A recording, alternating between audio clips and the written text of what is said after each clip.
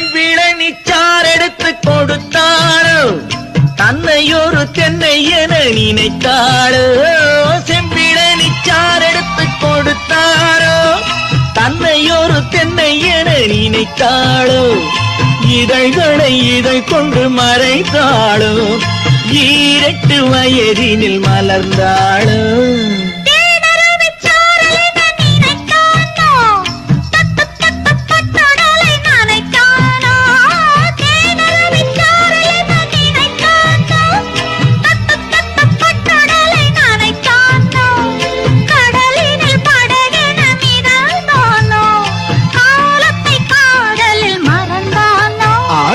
கன்னியொருத்தி மடியில் காளையொருவன் மயங்கி கதை கதையாய் சொல்ல வந்தான்.